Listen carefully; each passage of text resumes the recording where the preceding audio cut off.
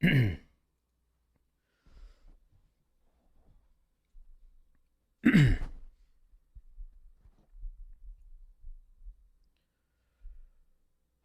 up, everybody?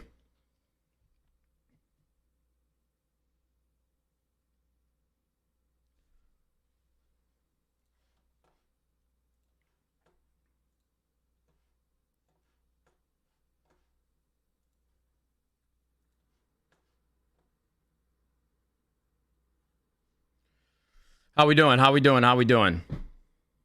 I'll probably wait a couple minutes, let more people get in here for the people that care about the situation. But as you can tell by the title, I just wanted to address some of the things that Frosty said overnight. I woke up at 6 a.m. this morning to a slew of tweets, and I've got a lot of emotions running through my mind, and I just need to speak my piece on this. So we can catch up for a little bit, and then we're going to get started.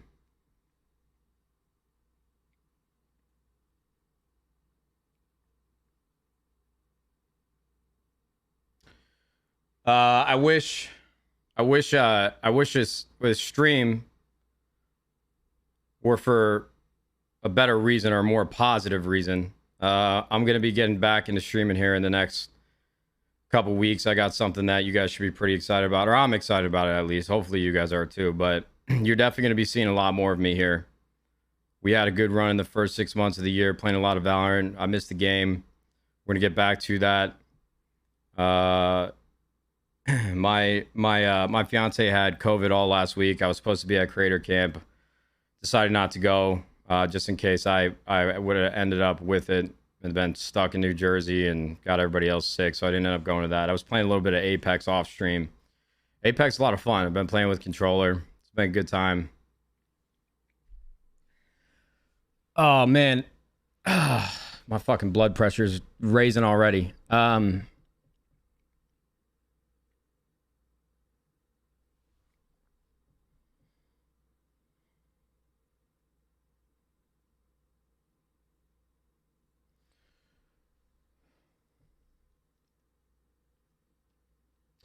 I'm gonna explain everything, chat. I'm gonna explain as much as I can, because I don't have anything to hide.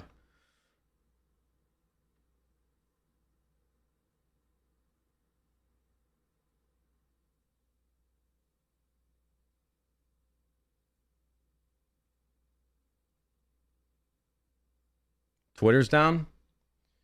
Emote only? Yeah, you can go emote only, Hitch. That's cool. It's a good suggestion.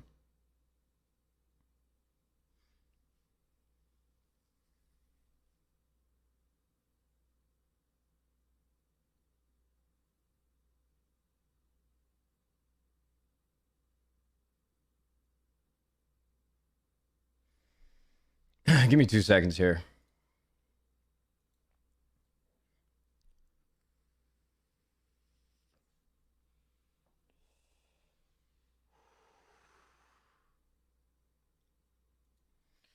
All right, listen. I'm not, man.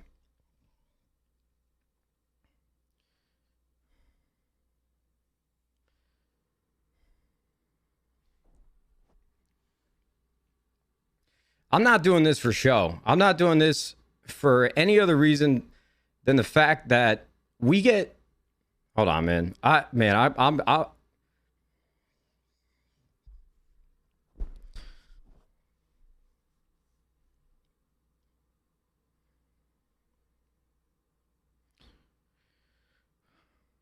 right, I tried to record this. I tried to record a video. I got 30 minutes into one good take, but I figured doing a stream would probably be the best course of action. Listen to me. When I was younger, I would get involved, banter on Twitter, have a lot of fun on the internet. I'm 30 fucking years old. I've been on the internet since I was like 13. Hopefully you guys have seen in the last 5 years since 100 Thieves started, I don't get involved in drama, Regardless if I think I have something that people should know, I don't get involved with it because I got a bride to be in that house. I got 2 dogs. I got a great group of friends. I don't need drama to have fulfillment in my life. I don't need to get involved in situations that are going to bring me stress and bring me a lack of peace of mind. When you get older, you realize peace of mind is everything. And when I lay my head on my pillow at night, I want to make sure that I made the right decisions and did the best that I could. And I don't like getting involved in shit like this. I didn't even want to do this. But everybody on the internet has knee-jerk reactions and, wants to listen to one side of a story. So we're going to talk about Froste and the tweets that he sent out last night. I woke up this morning at 6 a.m. and was just getting a bunch of mentions, and then I go over to Froste's profile, who I follow. I thought we were on good terms. I thought I was on good terms with everybody on the mob. I see Classy from time to time at parties. We were just hanging out not a month ago, and I didn't realize that there was still pent up emotion from Froste's end. So we're gonna start from the top.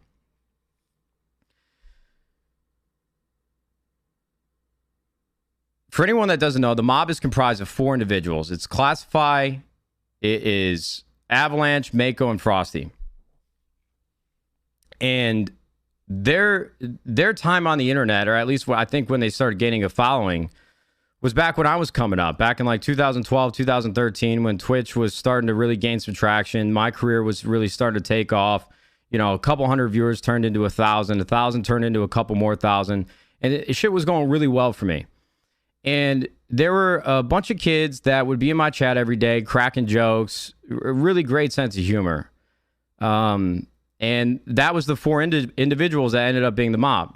Ava, Frosty, there's a kid named Ace Thug, Classy, Mako was in there. Those guys are my day ones. They were there with no incentive, no other reason except for the fact that they enjoyed watching my stream. And so, when you see a kid with a good sense of humor, you want to follow them. So I modded those guys on my channel. I started following them on Twitter. And over the years, we had a great relationship, a great rapport. And that never changed. And I didn't think that had changed. And so as the years go on, after, we start building a relationship, my career obviously shifts a lot, right? I'm a part of Optic. I'm competing. I retire. I moved to LA, and just a whole lot of changes. So then we get to, 4.5 years ago, and I started up 100Thieves. Now, listen, I know you guys are going to want to hear about Nick Merckx. I don't think I'll ever address that. Everybody has formed an opinion, and I respect Nick and his perspective, and I know for a fact people would be dying to hear about it, but it's neither here or there, and quite frankly, it's just not something that I want to talk about. But we have to talk about the mob because I was really close with these guys. All right, here's the thing. Yeah, maybe I shouldn't have done this live because I really wanted to do this in the right order. So 100Thieves starts, right? We're up against teams that have been around for a decade. We're up against teams that have been around for a decade. I mean, I was on Optic for 7, 8, 9, 10 years, whatever. I forget the exact dates.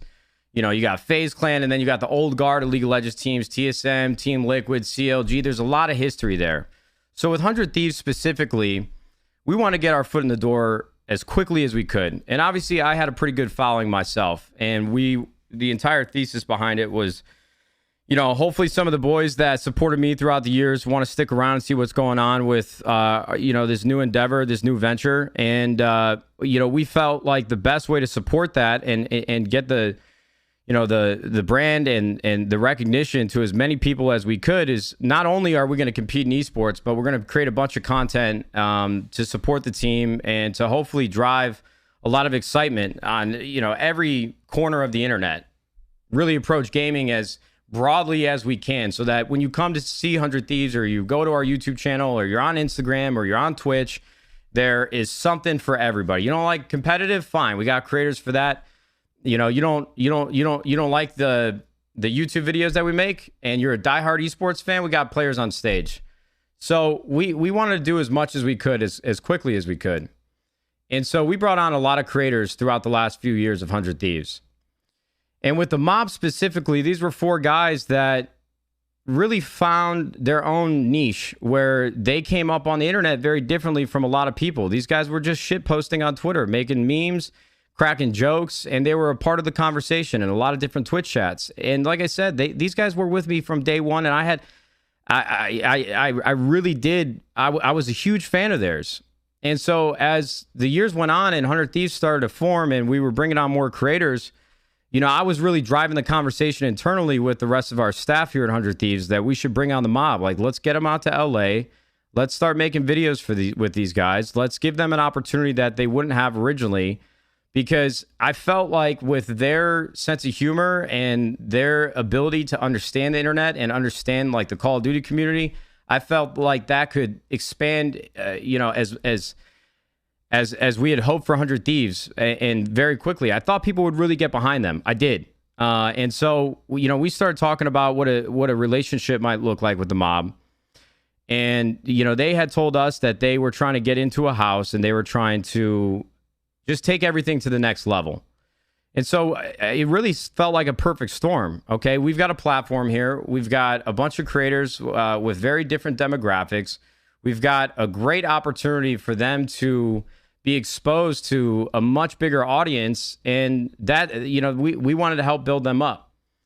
And so as we started negotiating, you have to come to the reality that when you do something in business, it has to be fair for both parties. It has to be a fair agreement. And I don't want things to be, you know, my words to be taken out of context. But the mob, you know, if you look back, and even now, if you look at their channels, they were only averaging, you know, 100, 200, a couple hundred viewers. Maybe there's some exceptions into the rule there. Maybe there's a couple thousand, you know, for big moments. I don't know. But the fact of the matter, without trying to sound as if I'm holding this against them, they weren't very big. They might have had like a very rabid, you know, Twitter fan base that really loved everything that they did. But in all actuality, when it's time to make money, in the places that you can make money, on Twitch and YouTube and sponsorships, there wasn't a lot of opportunity for them. So we felt like that we were doing them a good service by bringing them into 100 Thieves. And I think the history of context is super, super important here, because when I brought up the fact that we brought creators onto 100 Thieves, I'm not saying that we, you know, started this, or, you know, I'm sure that there were other organizations that might have been doing this, but back in the day, when you would join FaZe or you joined Optic, you weren't making any money. Like, when you got onto the team, that's when you made it. And being on that team was what allowed you to have an opportunity to grow your audience even bigger and to make more money.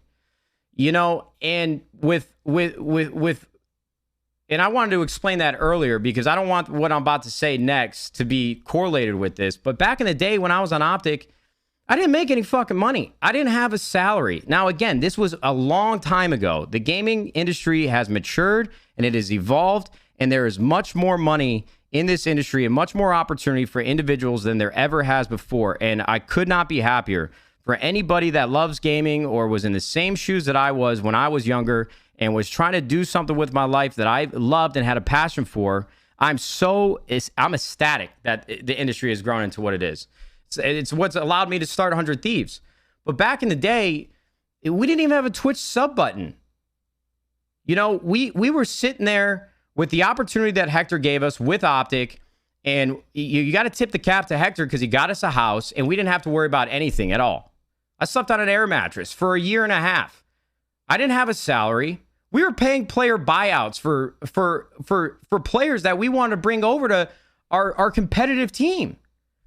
And Hector was in a really tough position because we were sitting there trying to figure out how all these organizations were making money, because we couldn't figure it out. You know, they were bringing on sponsors, but even then, sponsors, like, sometimes you would see a team 10 years ago with a sponsorship and they were just giving product. And so Hector, you know, for as ahead of his time as he got us into a house. We didn't have to pay rent, but we weren't making any money. And it was very much an eat what you kill mentality. You know, he was just fanning the flame, fostering an environment for us to have an opportunity to do what we love. And we knew that. And so that's why we were up every single day in the master bedroom of the content house, stacked 5 heads deep on fold-out tables and chairs, streaming 12 hours a day. You finish your stream, you get off, you upload a YouTube video, you go to sleep, you wake up, you do it again. Every fucking day. Every day. Because I wasn't going back to fucking McDonald's and I wasn't going back to community college. And I'm not trying to pander and sound like a martyr or pat myself on the back. I promise you that's not why I bring this up. I just want you to know that I was in the same shoes as the mob. And that's why I was the one that was pushing our company to get these players out to LA, sign them, and give them the opportunity that I had when I was younger. Because they've been in gaming just as long, not as long, but they've been a part of the same community that I've been a part of for a very long time. And I've always had a lot of love for them, and I think they're hilarious. I sound like a broken record. I've already said that. So let's move back to current day. We start negotiating with the mob.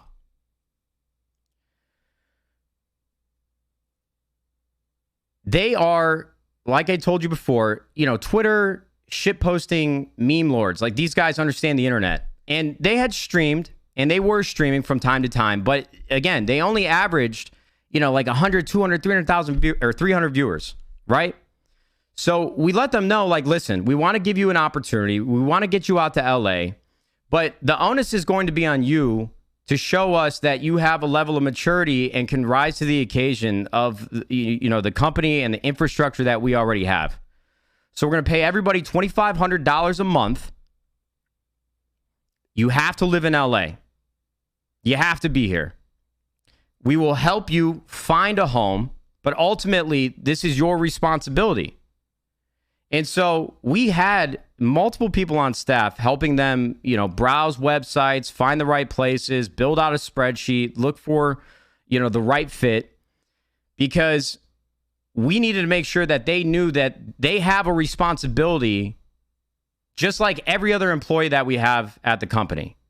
You know, you got to, it's time to grow up. It's time to be mature. It's time to have a responsibility if we're going to give you this opportunity. Now, if that didn't sit well with them and that didn't feel right to them, I wish they would have told us that this doesn't make sense or we can't financially make this work. But that was never the case. That never happened. And when they were going and looking at homes, they were the ones that chose a $10,000 rent home. Now, one of the things that I saw Froste say, and I should pull up these tweets. I should pull up these tweets so that you can see it. But one of the things that Froste said was that we had to live in a $10,000 home, and we had to live in West LA. We had to be 15 minutes away from Nadeshot's house in the compound. We couldn't go anywhere else. Listen, I've been living on the west side of LA for 8 years now, and I promise you that there is a number of options for living here that are more financially suitable for what their situation was. Okay? And they decided that they wanted to live in this specific home. Even in the contract, I have all these emails. I have all the terms. I have everything that you guys would want to see. I'm not pulling this out of my ass. But they decided to live in this $10,000 a home, a $10,000 a month home. Great. Right? So the problems start to arise when they finally get to LA. Let me pull up these tweets. I gotta just do this in the right order. I really do. I don't want anything. And this is why I should have went with the video, but I don't care. All right. Let's see these tweets. $2,500 each in rent a month while we're only getting paid $1,650. That's after taxes. There wasn't many days where we had to skip meals because we couldn't afford to buy food unless we begged our parents to send us money. It's truly a wonder why Mako wanted to leave the mob and move in back with his family. So listen, Mako went through a really tough time in his life. From my understanding, there was many reasons why he wanted to go home. It was never brought to my attention that he wanted to leave because he felt like he was living in an intolerable living environment. I have never heard that once in my life, and that is the God's honest truth. Okay? So, $2,500 a month for each individual. They have to pay rent. They have to find the home. We help them find the home. They choose the $10,000 a month house. Okay? We also had a $2,500 a month budget for them to use for content. To the best of my knowledge, they used that 1 month at one point to buy all of the microphones and equipment for the Mobcast. Okay? So that budget was tapped into. They knew that budget existed. I think I saw Froste at one point say all the ideas that they had were never approved. I've never heard that before. Could I be wrong? Yes. Do I believe I'm wrong? No. And I wouldn't bring it up if I thought I was walking myself into a trap here saying something I shouldn't. So we have $12,500 a month for these guys. Okay? Then we get to the point where Frosty brings up that we took 95% of their sponsorship deals that we brought to the mob. That is unequivocally, undeniably, without a shadow of a doubt, untrue. It is absolutely untrue. There is no basis for Frosty to say this. At one point, I have an email that the key terms of these deals that we bring to the mob, we would retain 85% of revenue. We did 3 deals for them, and two out of the 3 deals, they took home 65% of the revenue from that deal. Okay, 65% of the revenue from that deal. One of those deals, they made $30,000 each. It was a $200,000 deal. They walked away with $120,000, I believe it was. Okay? And what you don't understand is that we have to employ a partnerships team that needs to go out and source these deals. Then you have account management that handles, once that deal is sold, account management coordinates with everybody else within the company, whether it's marketing, whether it's content, whether it's a deal that is done with talent. And we have to incur labor expenses to make these things a reality. Okay? And with that very large deal that I had just laid out for you guys, we had to have a talent manager over at the house, and we had to go back to the actual agency that brokered this deal with our partnership team and try to make good because they weren't delivering on the things that they had agreed to for this contract.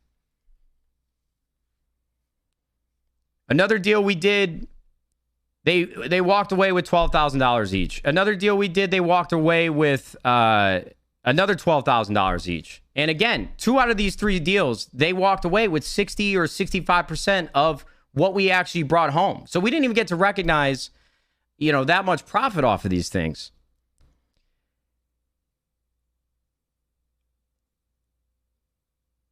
I really didn't want to talk. I have a lot more to say. I have a lot more to say, and I want that to be clear. But what I said in the video that I filmed before I started this stream is that I never wanted to address this. I don't want to talk about this because I have always respected the individuals that have been a part of the mob. I've always had a lot of love for these guys, even when there were tweets from Frosty a couple months ago. You shake it off, keep moving. He's a young kid, whatever. Frosty, Mako, and Classy haven't said anything on social, so I hate the fact that they're even getting brought into this. But if you're going to come to the table with all these facts, I need to make sure that you all understand that we weren't taking advantage of these individuals. Okay, this 95% is not true. All right? So let's go back. I want to talk about some more of these things. And I'm sorry if this is all sort of all over the place. Like I told you, I think the video would have been better. And maybe I'm a little rusty, but at least I know I'm getting the truth out. So we talked a little bit about the money. But now let's talk about the opportunity with the mob, right? So the entire idea, the entire thesis that we bring these guys over to, I forgot to mention, we bumped their salaries up to $3,000 the next year, the second year that we renewed their contract. And I'll talk about that in a minute too.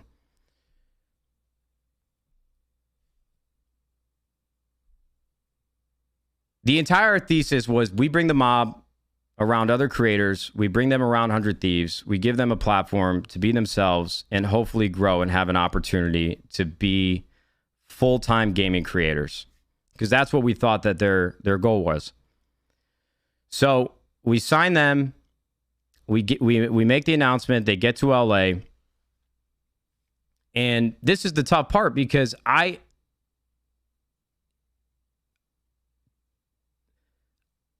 don't want to throw anybody under the bus, okay?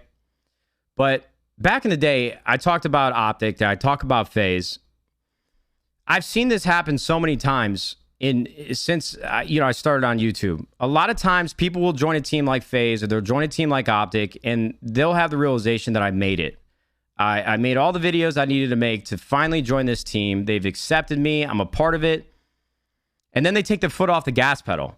Okay, it has happened with more creators that I can even think about right now. I can barely hold a thought in my fucking head. So I'm not making any assumptions of what happened with the mob after we signed them and brought them over. Okay, and I don't want to bring the other individuals that are a part of the mob into this, but the proof is in the pudding, guys. I had thought that we were giving them a big opportunity, okay? From individuals that were averaging just a couple hundred viewers, if not lower some days, having them be a part of a tier 1 organization like 100 Thieves. I thought, on top of the fact that we brought them out to LA and we moved 4 best friends into a home together, I thought that this could only be productive. This could only be the perfect situation and scenario for all of these guys. They didn't work. They didn't make videos. They didn't stream. They got here, and we'll never know why it is that it panned out the way that it did. But if you really want to go look at stats, and you really want to look at the work that was done while we're bringing these deals in, while we're paying these salaries, and while we're supporting them as much as we can with the employees that we have, the resources that we've created for ourselves, and the platform that we have built along with our community, that mentality that we had back in the day where you eat what you kill, they weren't uploading. And 6 months into this relationship, a lot of our staff who haven't come from, the world of content and esports and the organizations that I've seen and were a part of back in the day, they were frustrated. They wanted to move away from the mob after the first year, and they were talking about it 6 months before the rest of the term was even done. It was a headache for them to deal with, trying to get them to do things, trying to, they would go to the content house where the mob was living. They'd get there an hour before the shoot, and the place was an absolute mess, and the production team had to clean it up, and they would be there for hours and hours later than they should have been, because there wasn't any accountability. Nobody was uploading. Nobody was making videos, okay? And that killed me inside. And I told everybody at home, I told everybody at 100 Thieves, I'm like, listen, you guys got to understand, these guys need time to rise to the occasion. They came up, on Twitter. They came up on social media. They're not natively content creators, but I think that they can do it. They definitely have the right sense of humor to do it. We just need to give them time. We need to give them, maybe we, hire somebody to be head of production. Maybe that gives them a good kick in the ass or a good kick in the right direction. But we just couldn't give them any more resources after all the time that we had been spending trying to get them to see the light. I uploaded more videos on my main channel in my prime than they did in 2 years on their YouTube channel with 4 people, 4 best friends. And they talk about Froste in one of these tweets. He said, imagine if we had enough money to where we didn't have to stress over where our next meal was coming from. That's absolutely not true. We didn't take any of their stream revenue. We didn't touch it. I have done the math. I have seen what has happened. In the 2 years that the mob was part of 100 Thieves, they made over $500,000 collectively. Not a piece, but you know, if you really get down and start going through the spreadsheet, besides the rent that they were paying in the home they chose to live in, besides the home that they had to pay rent for, they were bringing home like $35,000. They were making like 66 grand a year. And for creators that only have like 100 or 200 viewers and aren't making videos and aren't streaming, I think this is more than generous. This is more than fair. Okay?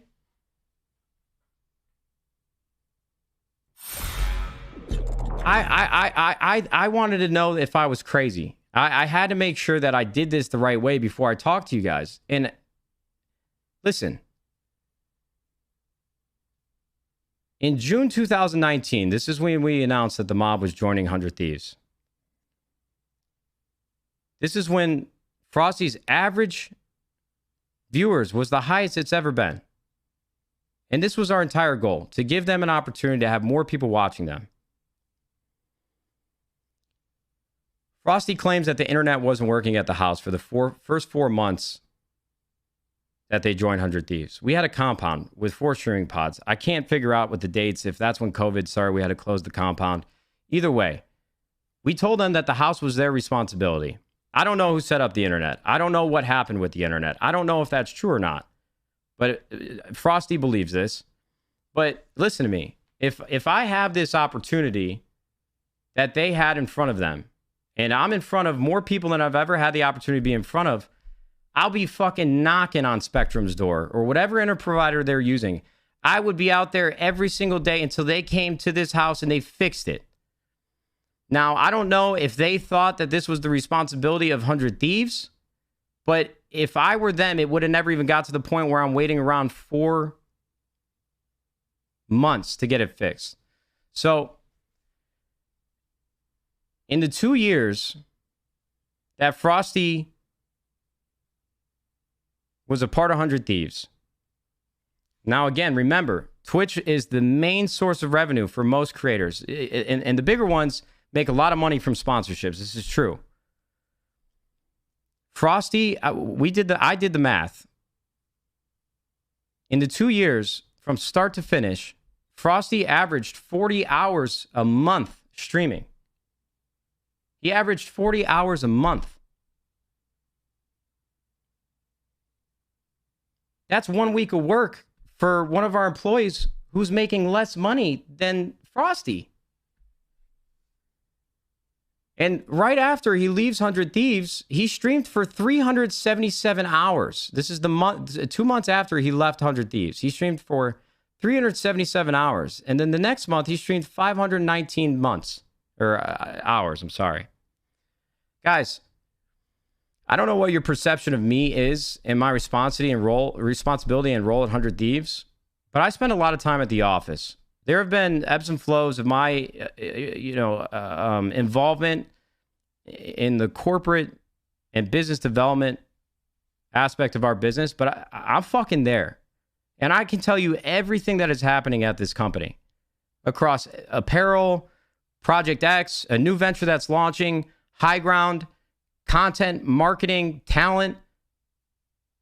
I am very involved. In the 2 years that the mob was a part of 100 Thieves,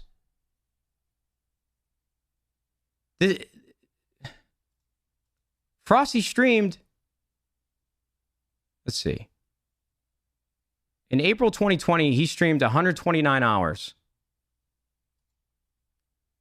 Then the month prior to that, I streamed 157 hours. I've got a family and a full-time fucking job. I'm not doing this to pat myself on the back. I'm doing this to give you guys a metric to understand what we were dealing with. And I truly hope that you guys know. I don't like to talk about these things.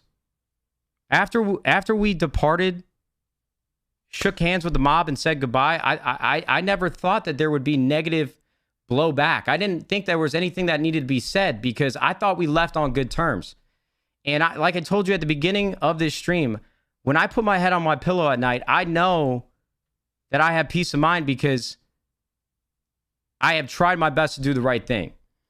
And at one point, Froste even brought up the fact that the most money that he ever made was during the Uno tournament where we got second place. They won $75,000 from an event that we created in partnership with Cash App, where we invited some of the biggest creators on the internet during the halftime of the Super Bowl to compete in a $500,000 Uno tournament.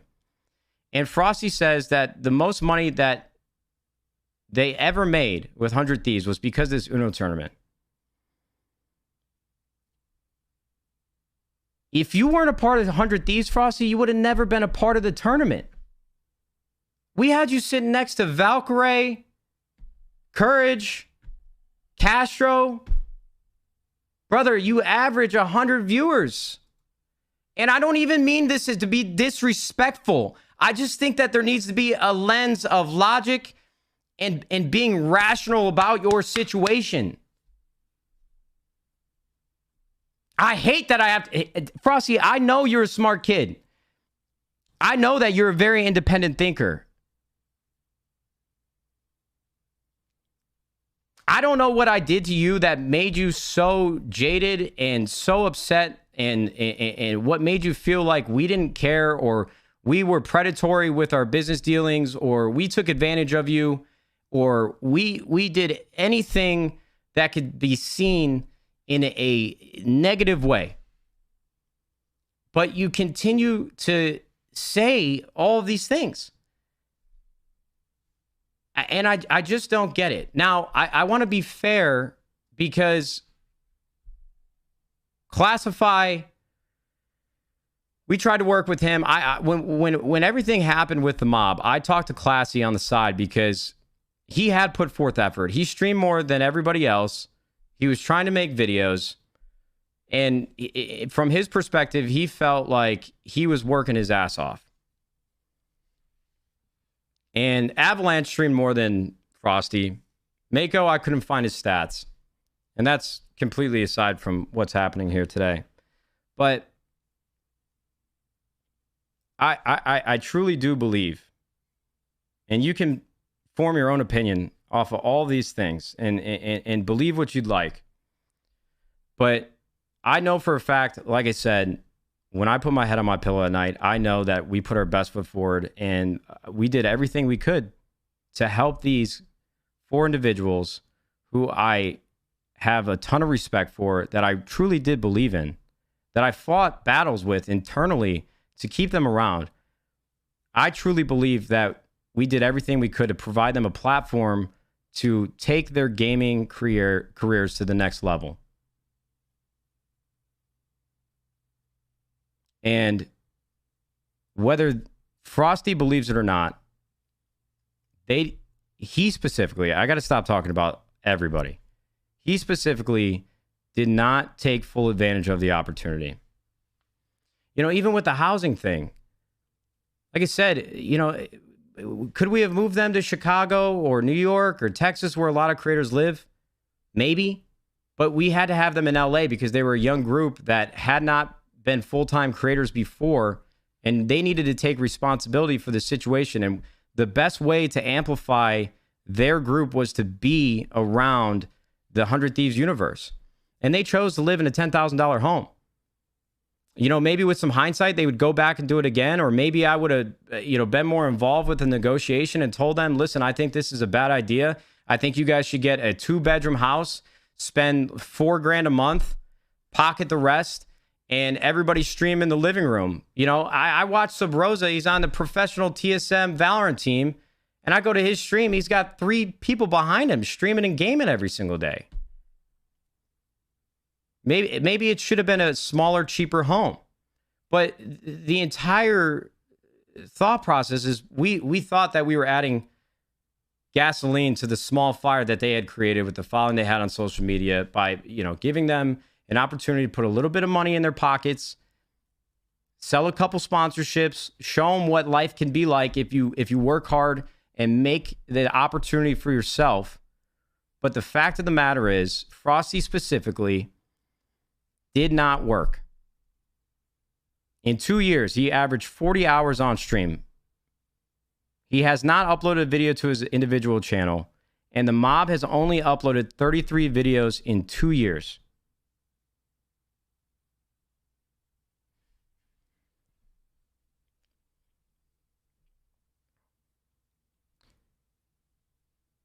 Now, I hope all this makes sense, and I feel like I'm missing things that I wanted to address as well. So I'm going to look at Twitter and some of the tweets that were made and try to figure all this out. I already talked to you guys about the 95%. Never happened. Uno tournament. Enough money. Here's the other part too.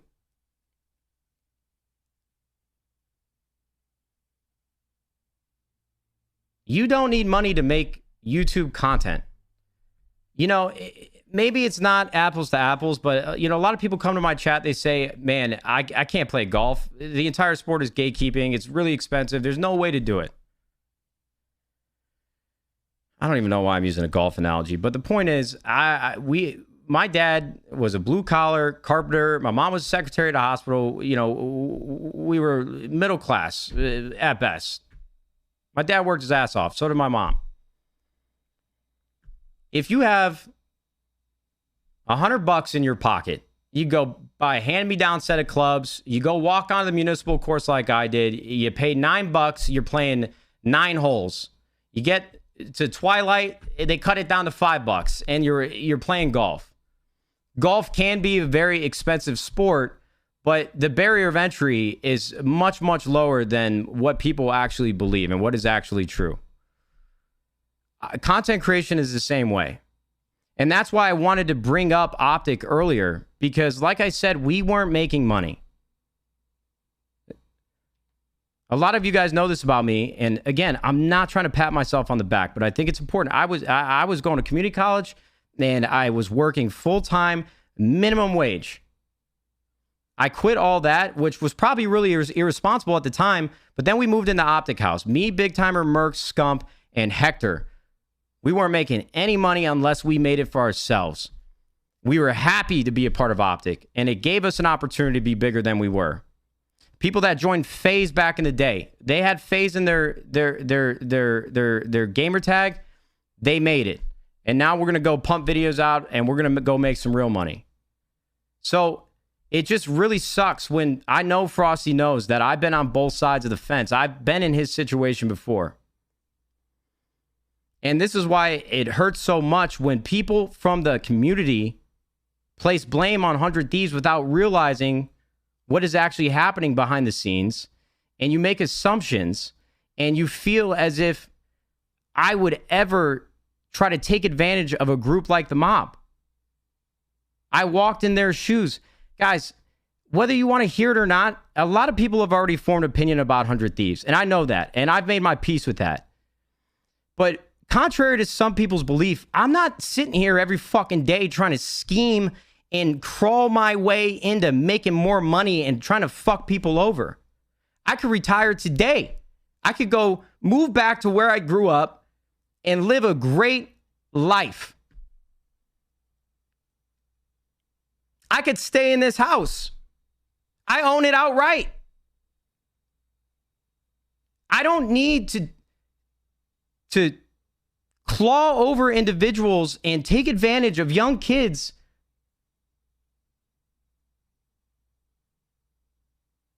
to make more money. And if I was going to take advantage over somebody, anybody, It damn sure wouldn't be the fucking mob. And I don't mean that it's to sound like an asshole. And I'm not, my blood pressure is rising, and I'm sounding like a dick. But there is nothing for me to gain to take advantage of somebody that's averaging 100 viewers on Twitch. What am I getting out of that? Why would I go out of my way to try to fuck up my own reputation by taking advantage of kids? The internet is just such a polarizing and divisive place where everybody picks a side. You're either with us or against us. You make an assumption, and it eats me alive. But I have a great group of friends. I have, a woman that loves me. I've got a family that cares about me, and I know that I can be at peace with all the things that I've done and the things that I've said. And so is it annoying to see all the comments, especially with something like this popping up? Yeah, but you can't beat the internet, and you can't beat the hive mind. I've been in gaming for 15 years, and it's just wild that, for the last 5 years, I haven't been a part of any drama. I haven't, maybe there's a tweet here or there to fucking hash throw on envy, or I'm trying to think 100 Thieves has had a lot of success, and we have done things faster and in some ways better than most.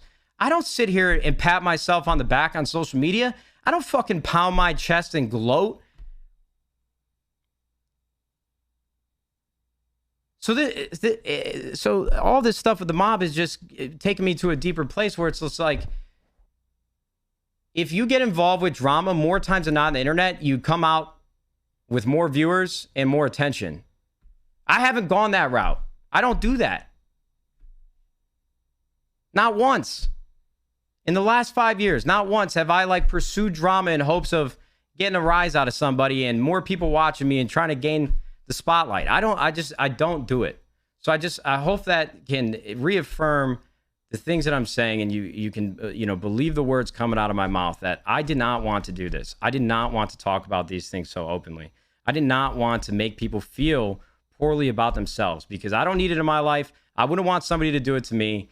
But I wanted to make sure everybody understood that we negotiated this deal and worked with them for 2 years, and we did our best to make sure that they had all the things that they needed to not only succeed, I should say not only to survive, but to succeed, because the way that Froste laid this out makes it think that he's living in a third world country in poverty.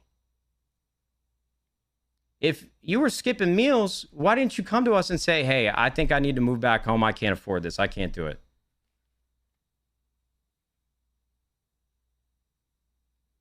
But again, these guys are young.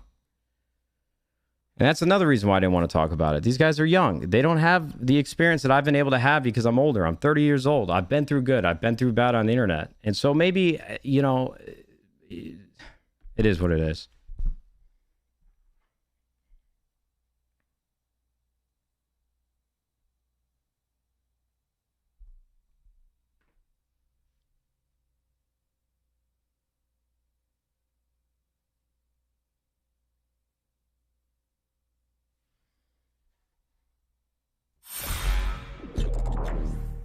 How many creators do we have on our roster? We got 15. I got to add up the numbers.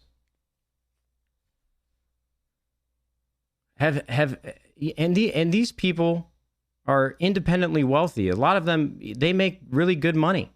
And maybe this isn't a great example because since they make better money without 100 Thieves, they don't need us as much. But have you ever seen a creator? And I know everybody's thinking Nick Mercs. It's an entirely different situation. And I know one day somebody wants to hear me talk about that. But I respect what Nick Mercs has accomplished. And I know he feels as if I did him wrong. And I don't want to address that. I don't want to open it up. And I know that's the example a lot of you guys are probably thinking when you sit at home. But I'm telling you, we have 15 creators on our roster who get paid significantly more, exponentially more than the mob because of its business, the audience that they bring to the table. They all have representation and everybody watching their back, but have you seen anybody else that we've taken advantage of? A lot of you guys wanted us to drop Frosty when he was a part of 100 Thieves because you said that he said wild shit, that he was crazy.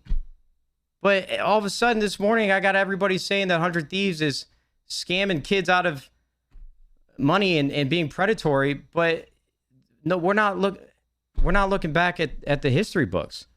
We would have brought them more partnerships, but the partnerships that we brought them, they didn't deliver on it. We had to have people go over to the house to make sure they got it done. To go make sure that they tweeted it. And then we almost ruined relationships with our partners because the mob wasn't delivering on what they said they were going to deliver on. But we still did this deal for 2 years. We didn't owe them a second year, and then we raised it to $3,000 a month. So I'm talking in circles now. I think I covered everything I wanted to say. At this point, I think I'm just enjoying the fact that I get to say it out loud to other people. And that's not what I'm here to do.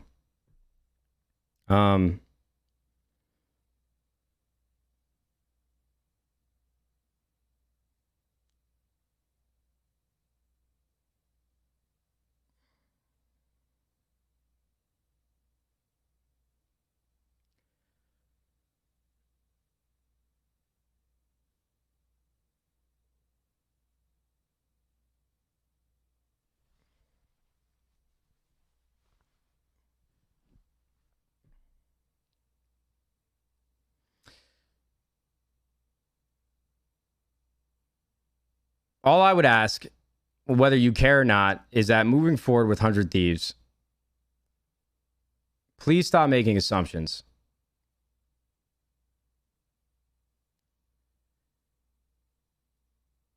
I don't know what we have done to make people assume that we're out for blood or we're... I don't know. I don't need to say all this. I'm just too close to the chest, this one, man. I'm just too close to the chest with 100 Thieves. I left Optic, regretted that for a long time, not because I wasn't making enough money, but because I spent so much time building something up with, some of my closest friends, some of my best friends. And I let money cloud my judgment. 20-something years old, not making nearly as much money as I thought I could if I went and worked on my own. I felt like Optic was getting in the way of me actually securing my future in gaming. And I left and I moved to LA, and I regretted that for a very, very long time. Because once you get to a point where you're older and you can have hindsight and you can see where your decisions have led you, for a long time before 100 Thieves, I was ashamed of it. And I was disappointed in myself. And 100 Thieves saved me from what I thought was like the biggest mistake of my life. I love Hector like a brother, and Scump and a lot of those guys, Embos. I have a really close relationship still with them to this day. But I always felt like I fucked up by leaving.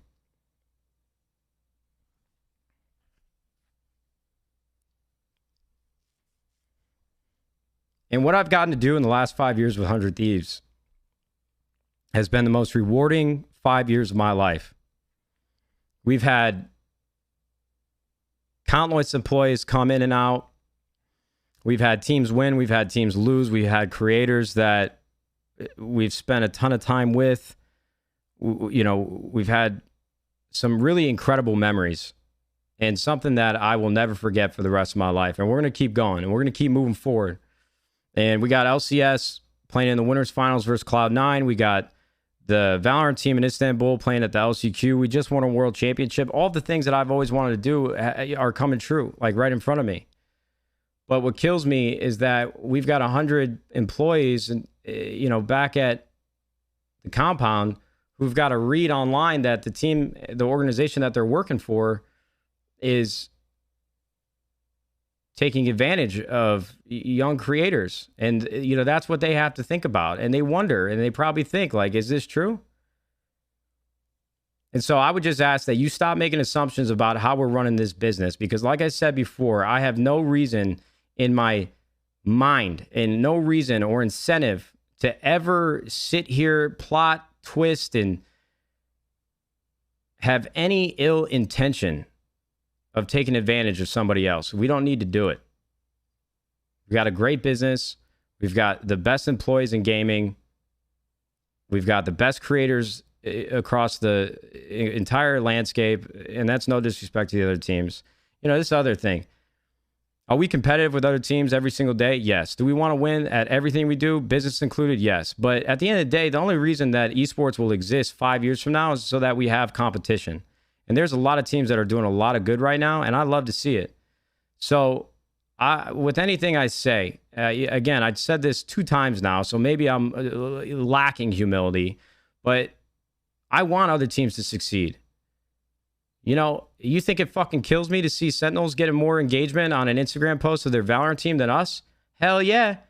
Does it make me happy that another team is more popular than us in a game? It drives me crazy, but I love it because that means we're going to have a very bright future for Valorant esports. And I only bring up this one small example because people assume this is going to be around forever. People assume that there's always going to be money to pay to players. People assume that there's always going to be a company behind the tournaments that you guys watch and enjoy. Maybe one day everything will be just individual creators. Every single piece of content you watch will be on Twitch, on YouTube, TikTok, Instagram, Shorts, whatever the case may be. But I'm going to do everything I can to make sure esports is still around because it's what I love. It's what made me who I am today. And, you know, watch an event with your team playing in it on stage in LA with 100-some thousand people watching. I want to make sure that stays here because I love it. And I want kids to have the same opportunity that I did.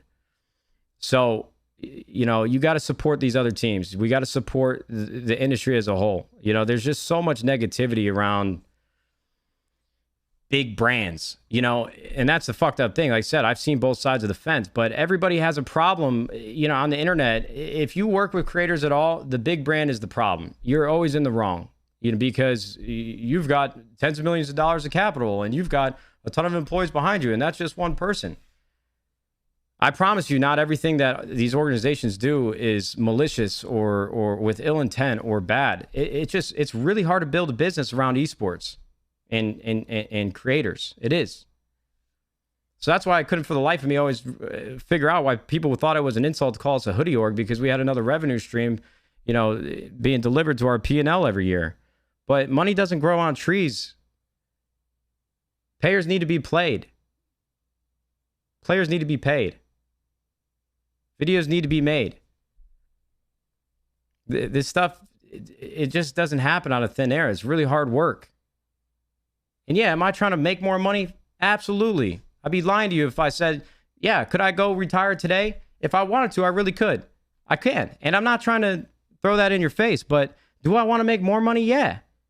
But we're going to do it the right way. And we're going to do it so that esports continues to grow. Tides raise all ships. If another team wins, we win. If another team's doing something innovative and creative and people are paying attention to it, we all win. So I don't know how I got on this topic, but I've just had a lot of pent-up frustration. Gaming can be the best place, but it also can be the worst place because the problem with social media, everybody has a window into your life, and I present that. I've opened myself up to it, so I can't sit here and complain and act like it's the worst thing ever to deal with in the world because I've been on the other side where this world doesn't exist for me, and that sucks too. So I take the good with the bad. But there's just so much scrutiny and criticism and negativity around everything that every creator does and everything that happens on the internet, and everybody's got a negative thing to say. Man, is anybody fucking happy on these apps? Like, let's just relax and enjoy our lives and try to do our best. I don't know. I sound like a fucking martyr, or that I'm trying to, you know, preach beyond my wisdom, but I don't know. Now, listen, I want you guys to know I would imagine that Frosty's going to come back with things to say. And I respect the fact that he has these strong opinions. But this is the last time that I'm covering this topic. If you bring it up in the chat moving forward, I'm not going to address it unless it's really good. Because again, I don't have anything to hide. I really don't. With the mob and Frosty, I don't have any guilt on my conscience, and I've said all the things that I need to say, and we've made the right decisions for us, and we've made fair and balanced agreements with them. And our time with the mob is over, and I cherished it, and I really enjoyed it, and I wish them all the best, because I still have a ton of respect for those guys, and they were with me since day one, and they're young, and whether they will ever feel, or Frosty will ever feel as if he were in the wrong in some capacity or another. I don't even care if he feels like he's in the wrong, but just come to terms with the fact that it didn't work out. We got to move forward and beyond, but I'm not going to address it anymore. But when somebody tells you that, they're skipping meals and we're taking advantage of them, when that's just absolutely not true. I wish them all the best. I do.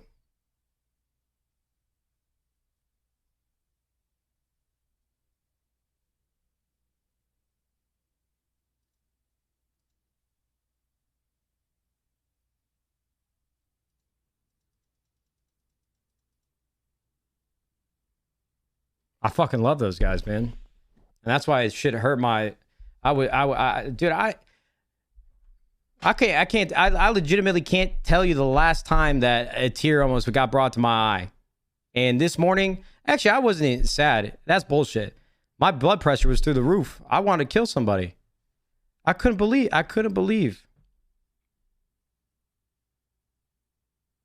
Couldn't believe it. So...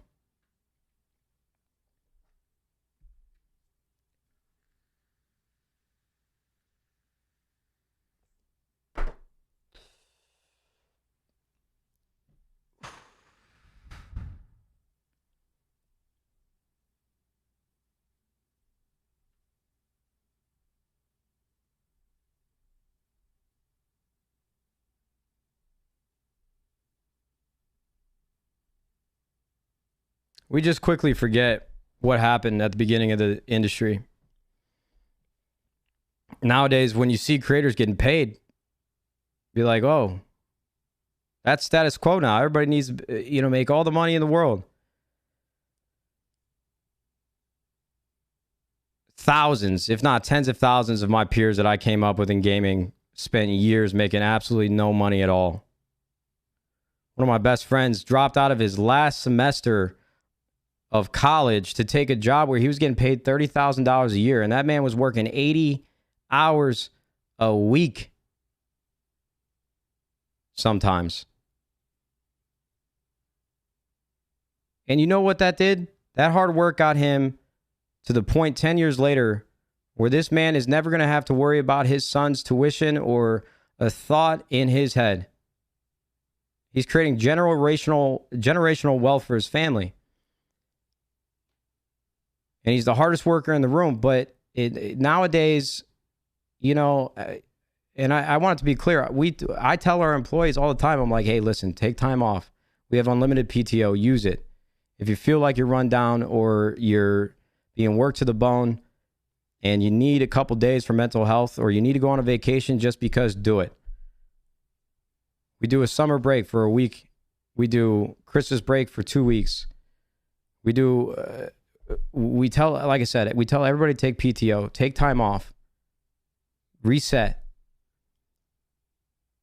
But what really needs to be realized and understood, we shouldn't shy away from hard work. Every single day I wake up, some days I don't want to do shit. I just want to sit here and stream 8 hours a day, Apex, Valorant. And I did that for a little bit. But 100 Thieves needed my attention. I needed help. I needed to go help. And every day I'm like, you know what? I feel like I've done enough. I'm going to go fuck off. I'm going to go golf every single day for the rest of my life. And, I'm not going to do anything. And then I remember my dad. If my dad were in my shoes today and I had the same thoughts in my head, he would beat the living shit out of me for even thinking about giving up on all the hard work that we've put into this company. That man worked 36 years in the union, manual labor, every single day, up at 4 a.m., 3 kids straight out of high school. That man had a prison sentence. It's a fucking prison sentence. That's the way I view his job. And he did it. And, you know, sometimes I know that, like, the younger generation can look back at the older generation and like, oh, man, this world is so fucked up. Look at the decisions you made. And look what we're dealing with now. And I know the housing prices are through the roof and inflation is killing us and student loans and all this shit is built up and everything's more expensive. When I did the house tour of this place that I'm living in, I said I never even thought about buying a house because, you know, our generation is just usually doesn't have the opportunity. It doesn't seem real. But the one thing that I agree with that my dad showed me and that generation showed me, this generation shouldn't shy away from hard work. Now, you should be creative and you should work and be efficient and you should create opportunities that our parents didn't have when they were younger. The internet is a beautiful place. I see all these people selling these, you know, Ponzi schemes. Oh, I'm going to teach you how to do drop shipping. I'd rather be seeing that shit than people saying, oh, I don't want to work hard. You know, there's so many opportunities to make money and find a side hustle on the internet. And I'm not saying that it's, you know, staring you right in the face, but a lot of people, you know, get a job and they don't want to work, but somebody has to do it or nothing's going to get done.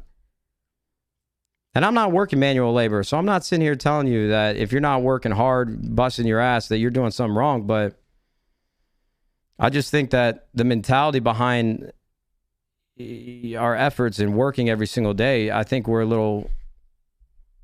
I want to fucking win. You know, I don't want to lose.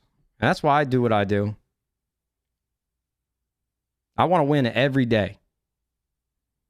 And that's hard motivation to find. And I don't have that every day. But when I sit back and think about quitting, that's what I think about. I think about my dad. Maybe you don't have somebody like that in your life. Maybe you have other motivating factors that get you going every single day. But I'm just sharing how I feel and why all this really bothered me. Got to work hard for the things you want in life. There's no other way around it. Have to. You ain't going to 0.001% are going to grow up with a silver spoon shoved down their throat. Everything in life handed to them. You know, my business partner, John, he gave me a valuable lesson. He said, I feel bad sometimes for people that grew up with never having to worry about money. And I know that could be a laughing matter, like, oh yeah, I'd rather have a fucking Lamborghini and not have to worry about working or going to college. But a lot of those people are lost in life and don't have any purpose. And working every single day gives you purpose. And I know some jobs might be more miserable than others, but he explained to me that a lot of the people that he knew that grew up wealthy just didn't have any reason to function every day. And that stuck with me. It really did. As cliche as it sounds, it really did stick with me. So, I'm just ranting now, talking about any thought that comes to my head. So, you know, if you think I sound like a fucking psychopath, I understand. But this is how my brain works. So we can take it off of mode only, maybe go sub only. Oh, I don't have a Twitch button. Oh, yeah, that's the thing. I stream more hours almost every single month. And I don't even get paid from streaming.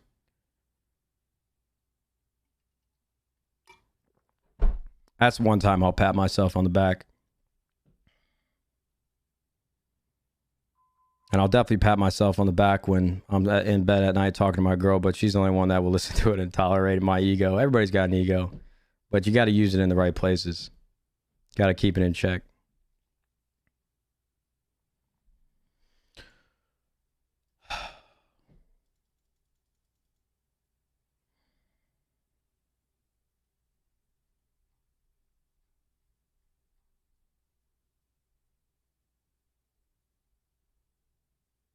What do we talk about now? Who's got questions?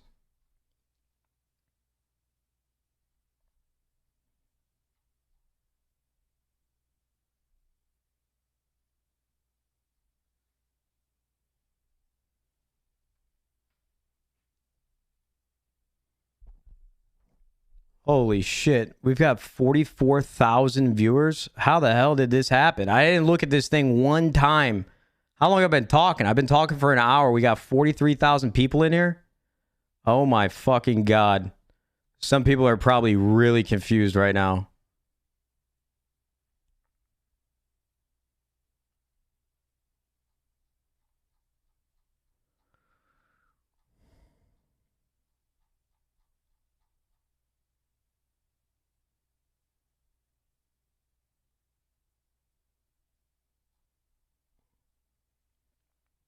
Drama clout. This is what I'm saying, bro. This is what I'm saying.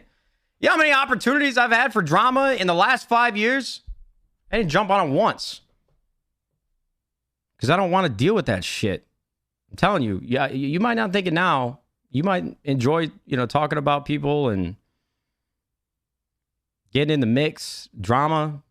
Maybe it's something that's fun and entertaining. And I agree, it is entertaining. Like, I'm not going to deny it. Drama, when I'm not a part of it, pretty entertaining. But I could have been a part of this and said a lot of things over the years to many people. But I just don't. I'm telling you, you're gonna get to your point of your life where you're like, holy shit, I just want to lay in bed with no stress and pet my damn dog and watch a TV show with my girl. I mean, that is living. As simple as it sounds, not dealing with stress or at least removing as much stress as possible in your life. That to me, that's the only way I can survive.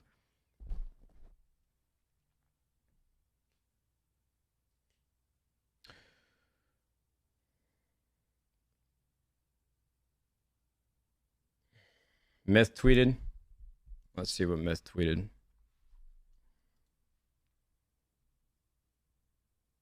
The mob got paid more than I did when I first signed a TSM. Oh, Lord. Oh, Lord. Oh, that's tough, brother. Hey, he's crushing it, though.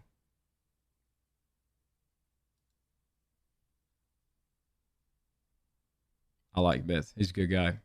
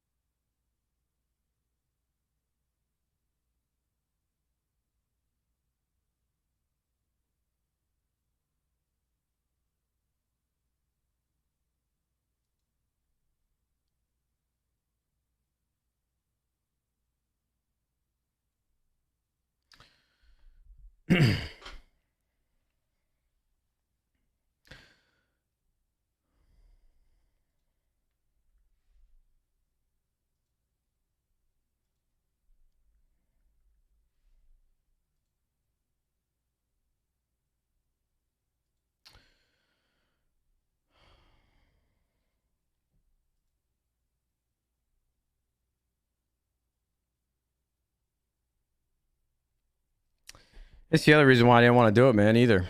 Like Frosty, he's not going to quit. He's not going to stop. So we'll see what he has to say, but I'm sticking to my guns on this one, boys. This is how I feel. All that peace of mind that I was talking about goes out the fucking window as soon as I started this stream up, but I just couldn't let anybody make assumptions about what happened anymore. I couldn't do it for my mental health. But now guess what? I got to sit here all day thinking about what he's trying to cook up. We'll deal with it as it comes, though.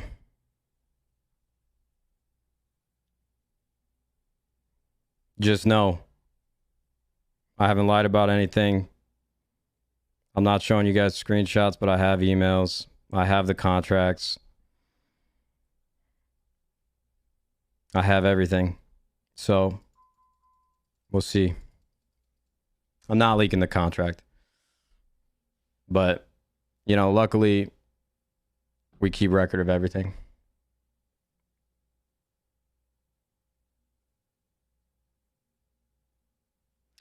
And this is the problem too, man. This is what I don't get. I don't have, or I didn't have a problem with Frosty. These kids were watching me since 2012. We hung out in LA. We had good times in LA. I know there might have been aspects about LA they didn't like or Frosty didn't like.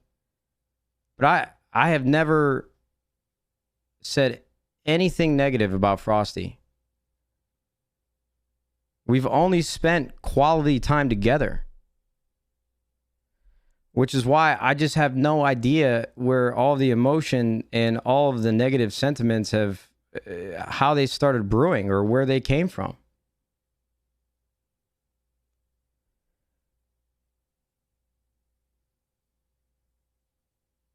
I truly don't get it. Down to my very core, I don't understand it. So.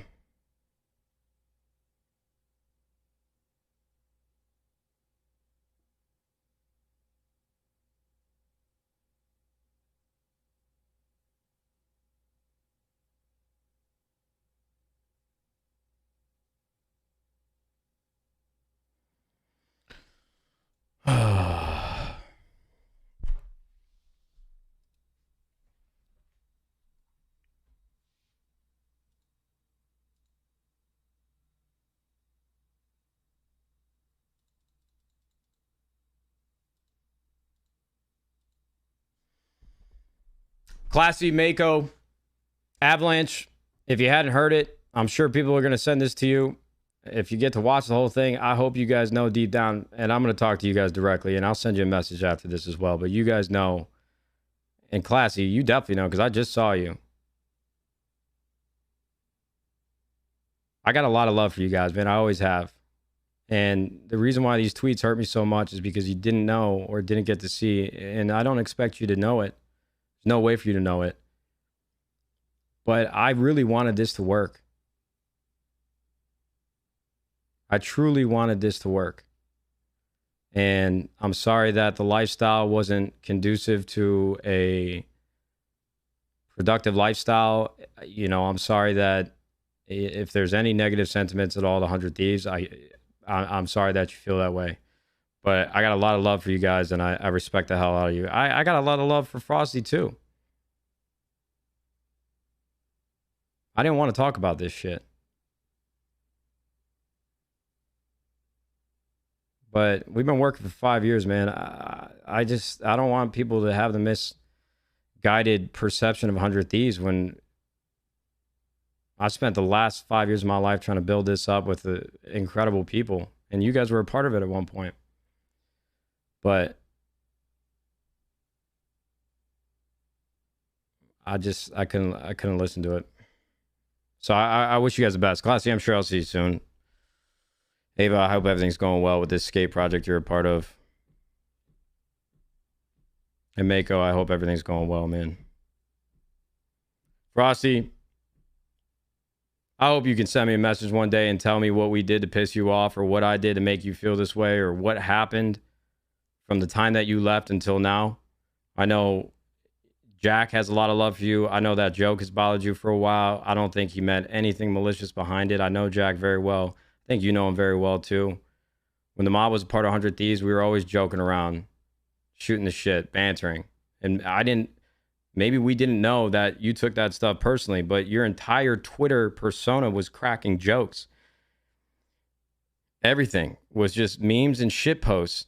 And, you know, Jack jumping in and doing the same thing back, I don't think anybody could have ever anticipated that we would make you feel the way that you felt.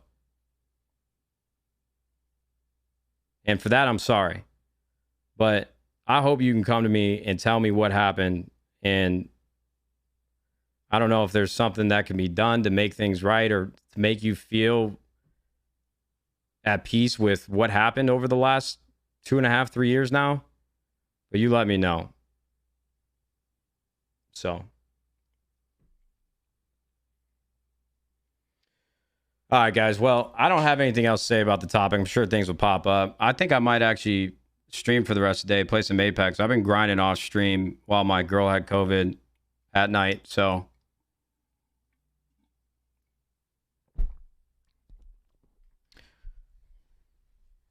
wish everybody the best, man. I'll be back on the Valorant grind here soon.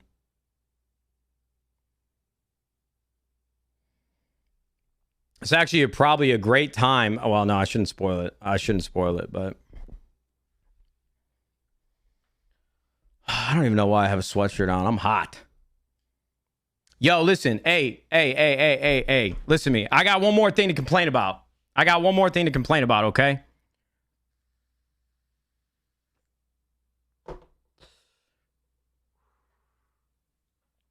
How do I say this one the right way? A lot of you probably won't be aware of this, but we have an LCS team. We've been in the LCS now for 4.5 years, and we have had one of the most consistent and best performing rosters in League of Legends in the last like 2-3 year history. We got Abadage at mid lane, Closer at jungler, Someday at top lane, and FBI and Hui at bot lane. They just beat Team Liquid in a best of 5, and we just secured our spot at Worlds, which is considered a pretty big achievement in North America. And those guys have officially qualified for the main event in Chicago, which is happening September 10th through the 12th. Now, I'm going to be honest with you, and this is to the League of Legends community as well. I know that EG was a fan favorite at the last event. You got this young kid, Danny. I got to meet his mom and his sister. They were very, very sweet. He's got a great family behind him. A lot of those players on EG are young and hungry. They got a really cool story. But that crowd was dominated by EG fans. It was, and I'll admit that. And I've said it on stream before that kind of shook me a little bit. It kind of hurt because I felt like as one of the new teams coming into the LCS, we have invested a lot of our time and resources into making content. A lot of teams aren't doing that. And, you know, we've done our best to, you know, give you guys a League of Legends program that you could be proud of, even if you came in 10 years ago. I know it's hard. Once you find a team that you like, you stick with them. I'm the same way. It's how people grow up. You're a product of your environment. And we got a lot of TSM fans, Cloud9 fans, Team Liquid fans, CLG. I get it. I trust me, I get it. But I don't care if you root for the organization or not. Doesn't fucking matter to me. I've come to peace with that. We got 5 players who deserve a lot of love and a lot of support when they're playing in Chicago. Okay?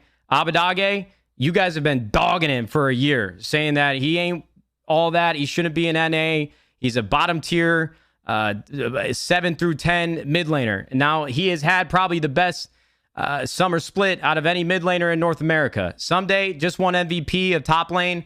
Closer is the GOAT and has been making ridiculous plays in NA for many, many, many, many years. Hui was a part of 100 Thieves, one of the nicest people ever meet. And FBI is a stone cold killer in bot lane with him.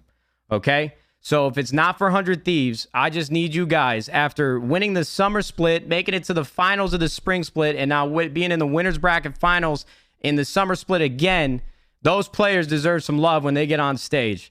And if you don't know enough about them to root for them, I need you guys to get out there and hopefully watch some of our videos. These guys have an unbelievable amount of personality. We got Abadage talking more shit than anybody I've seen in a long time. Whether you like that or not, I think it's actually good for the entertainment of the actual game itself. He doesn't mince words. He says it how he feels, and I respect the hell out of him for that too. So if you could do me one favor, if you come out to Chicago, that's my home state, my home city in Illinois. If you come out and just show those players some love after the performances they've had in the last 3 splits, it would mean the world to me personally.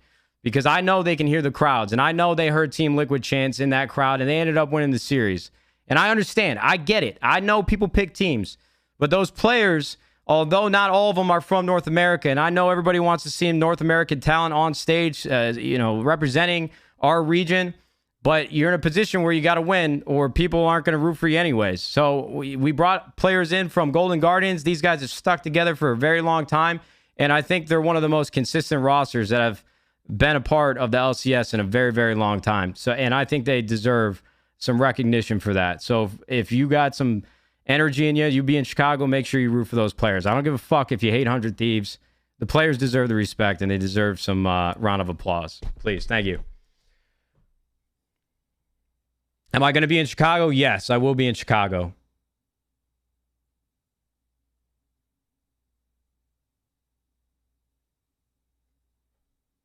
Duo with Tarek? Shit. Me and Tarek, we will have a reunion one of these days. Absolutely. For sure.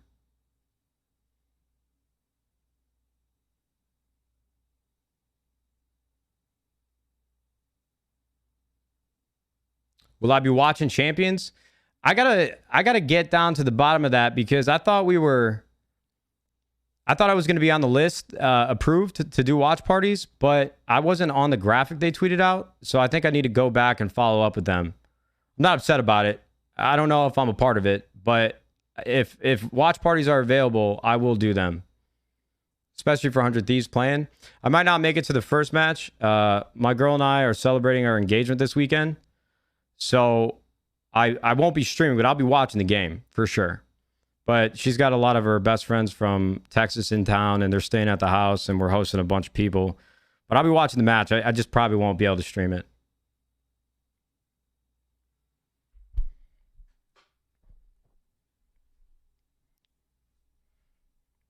I got to take this sweater off. Give me 2 seconds. I don't want you guys to see my gut.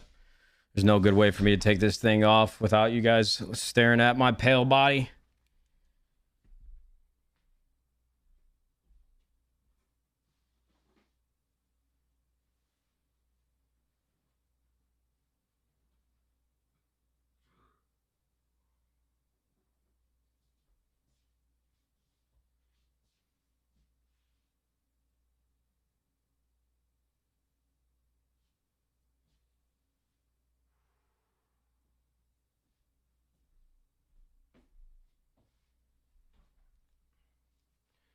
We're going to be announcing unveiling the World's jersey this year too. So hopefully you guys are excited about that. We got a lot of cool things coming at 100 Thieves. We got a lot of cool things coming.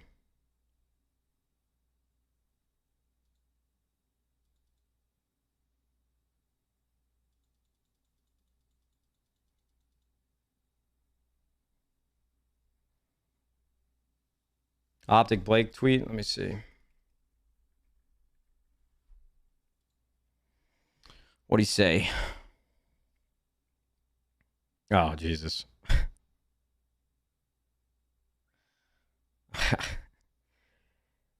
I can't. I'm not showing that on stream. Guys, again, I don't have ill will towards Frosty, so I'm not gonna get in on the banter. It's not gonna happen. You're not gonna see it. I just wanted to make sure I said what I said. I'm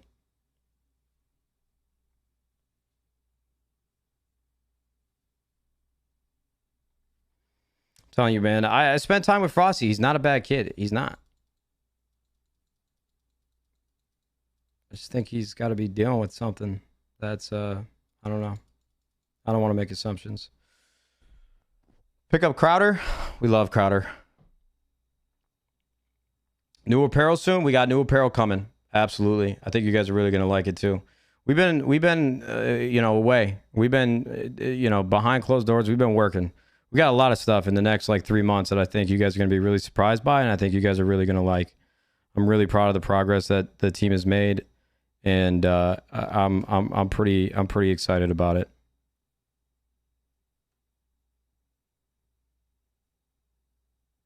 I just want to say, appreciate all the love in the chat. I mean, this is the most viewers I think I've ever had in a long time. I wish it was for a better reason, but, that's just the way things go sometimes, I guess. The drama sells, man. But is it worth the price? I don't know.